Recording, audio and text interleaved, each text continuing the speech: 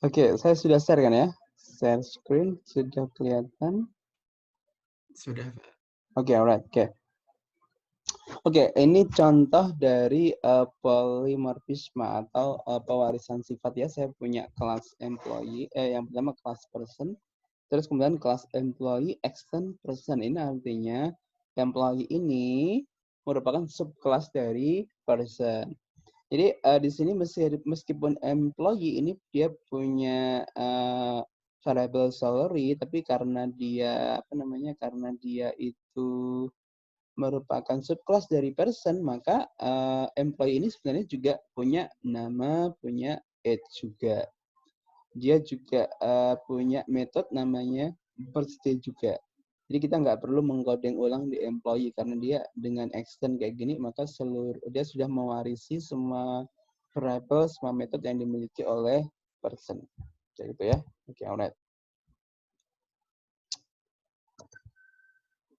Oke, terus kemudian tadi ini adalah cara mendeklarasikan dari sebuah objek.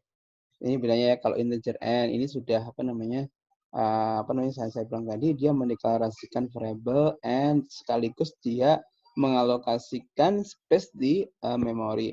Tapi kalau dia tipenya adalah referensial atau tipe data object, maka ketika kita misalkan employee sekretari kayak gini, nah ini belum dialokasikan di memori. Tapi kalau sudah ada new employee like this, new employee ya, maka ini baru dia akan dialokasikan di memori.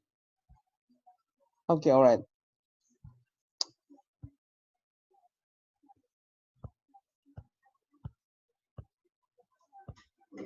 Oke, berikutnya adalah ini konsep tadi inheritance, pewarisan sifat. Ini misalkan B merupakan subkelas dari A. Artinya apa? B extends extend A. B extend A. Ya. A adalah superkelasnya, B adalah subkelasnya. Jadi contohnya misalkan bird is subclass of animal. Oke, pertanyaannya adalah, kan ini sangat logis banget gini kan. Artinya setiap bird itu pasti adalah animal. Ya enggak? Betul? Betul, Pak. Semua burung itu pasti hewan, ya enggak? Nah, tapi tidak sebaliknya.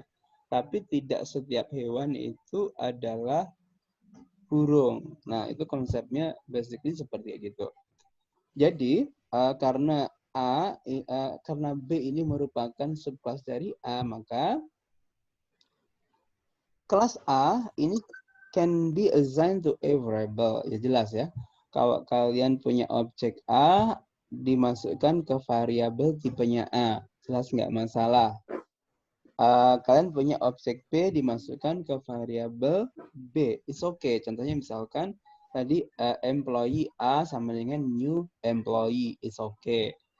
Person B sama dengan new person. It's okay. It's work. Jadi variabel diassign ke sesuai dengan tipe variabelnya.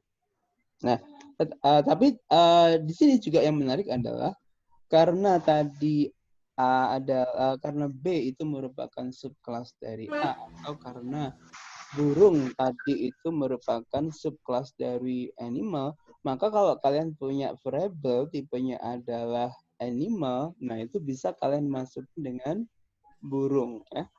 Kenapa? Karena burung itu adalah animal juga. Nah, sama di sini kalau kalian punya kelas objek B itu bisa dimasukkan ke variabel dengan tipe A. Gitu ya, bisa dipahami ya. So, objek B itu bisa dimasukkan ke variabel dengan tipe A. Kenapa? Karena B merupakan subkelas dari kelas A. Kayak tadi, saya punya variabel tipenya adalah animal. Saya masukin objek berupa burung. It's okay. Kenapa? Karena setiap burung itu pasti animal. Tapi tidak sebaliknya. Nah, tidak sebaliknya. Nah, objek A tidak bisa diassign ke variabel B. Nah, tadi objek animal tidak bisa dimasukkan ke variabel dengan tipe burung. Kenapa? Karena tidak semua animal itu adalah burung. Seperti itu. Oke, ini contoh nih. Saya punya beberapa kelas nih ya. Yang pertama adalah kelas dog ya, kelas anjing, kelas dog. Terus kemudian saya punya kelas namanya poodle, di mana poodle ini extend dari dog, artinya poodle ini merupakan subkelas dari dog. Terus di sini saya punya variable namanya my dog, tipenya adalah dog. Terus kemudian saya punya variabel lagi namanya rover, tipenya adalah dog. Terus kemudian saya isi dengan dog juga, new dog di sini. Terus poodle, saya juga punya variabel namanya your poodle, ini tipenya adalah poodle. Terus saya punya variabel lagi namanya Vivi, di mana Vivi ini adalah objek poodle ya. Saya create objek. Nah, coba diperhatikan di sini kan my dog tadi kan belum dideklarasikan ya, baru tipe variabel tapi belum dideklarasikan. My dog ini saya masukkan dengan rover, di mana rover adalah dog. My dog tipenya adalah dog, rover tipenya adalah dog, so is okay. Kemudian your poodle ini tipenya adalah poodle. Saya masukin dengan objek Vivi, di mana Vivi ini tipenya adalah poodle, so is okay. Berikutnya adalah my dog. Nah, my dog ini tipenya adalah dog. Saya masukin dengan Vivi, di mana Vivi ini adalah poodle. So, is okay juga. Kenapa? Karena poodle ini adalah subkelasnya dari dog. So, is okay juga. Tetapi tidak sebaliknya. Nah, ini poodle ini nggak bisa dimasukin dengan rover karena rover ini tipenya adalah dog. Sementara your poodle ini adalah tipenya adalah poodle. Oke, seperti itu. Nah, agar cara bisa nggak bisa dimasukin, nah ini bisa dilakukan dengan casting ya, casting kayak gini. Your poodle, rover tadi anjing, yang dognya tadi itu di casting dulu ke poodle. Oke, itu yang pertama konsep pewarisan sifat atau inheritance. Berikutnya adalah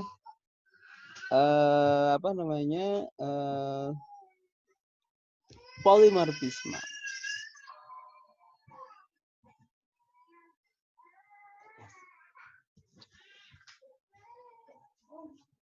Oke, berikutnya adalah polimorfisme. Jadi banyak wajah ya, polimorfisme banyak wajah. Nah, cara paling simpel itu sebenarnya sudah kita diskusikan minggu kemarin dengan yang disebut dengan overloading ya, metode overloading, yaitu metode dengan nama yang sama tapi dengan jumlah argumen yang berbeda-beda atau tipe argumen yang berbeda-beda. Itu juga bisa disebut dengan polymorphism juga, tapi ad hoc polymorphism. Nah, ini yang kemudian kita di Java konsep real polymorphism itu kayak gimana. Nah, yang pertama adalah dapat dilakukan dengan yang disebut dengan overriding. Overriding. Nah, tadi kan saya bilang bahwa kalau sebuah kelas itu jika merupakan subkelas dari sebuah superkelas, maka dia mewarisi metode sama variabel yang dimiliki oleh superkelasnya. Jadi contohnya tadi, misalkan ini ya,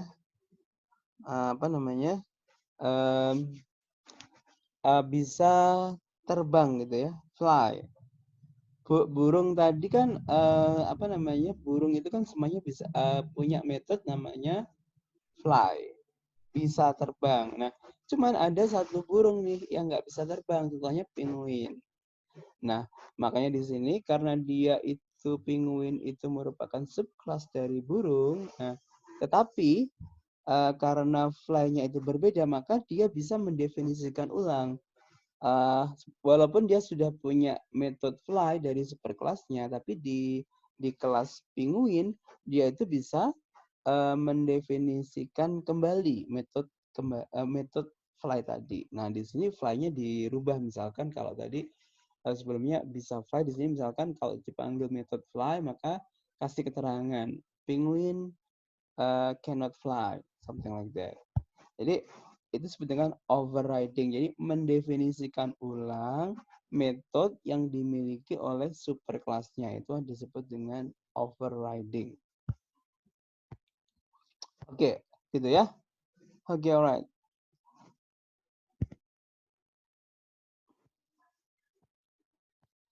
Oke, berikutnya di sini adalah konstruktor.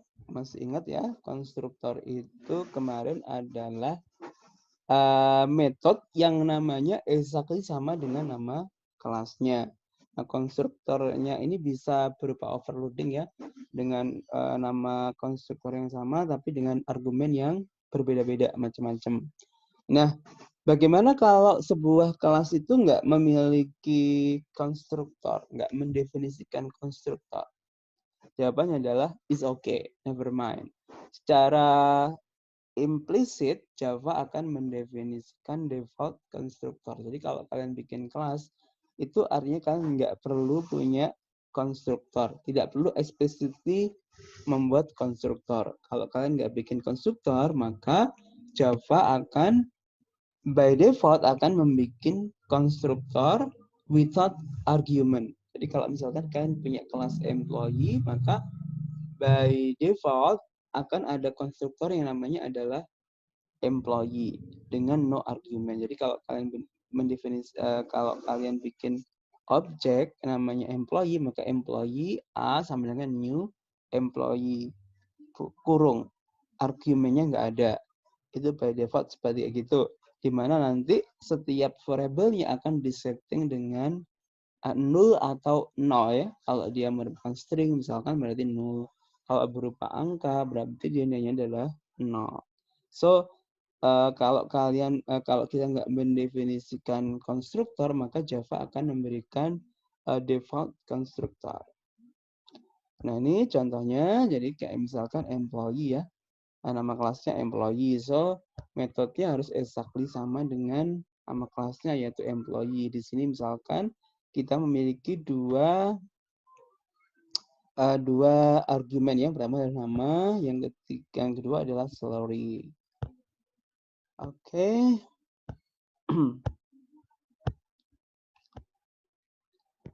Oke, berikutnya adalah bagaimana mendefinisikan konstruktor kalau dia itu merupakan subkelas dari sebuah superkelas.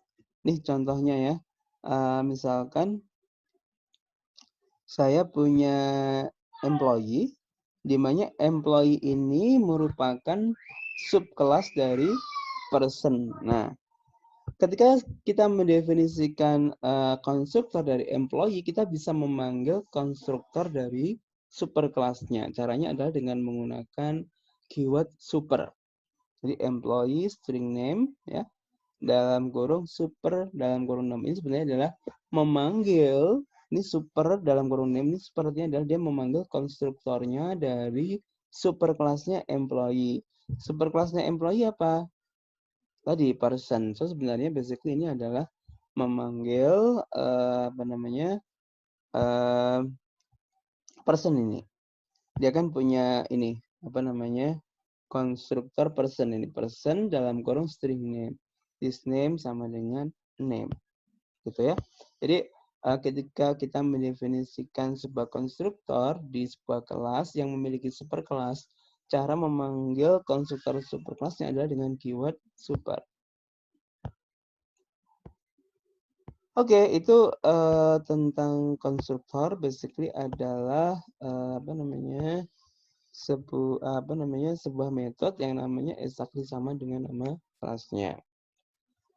Oke, berikutnya adalah variable ya. Tadi kan sebuah kelas itu kan sebenarnya cuma cetakan ya. Nah, yang realnya yang memilih misalkan tadi kan kelas dia punya variable, punya metode. Nah, pada saat running time sebenarnya by default variable sama metode tadi sebenarnya milik dari objek, bukan milik kelasnya. Nah, gimana kalau saya pengen punya variable itu milik kelas, bukan milik objeknya? Nah, itu bisa dilakukan dengan menggunakan keyword static. Ya, static.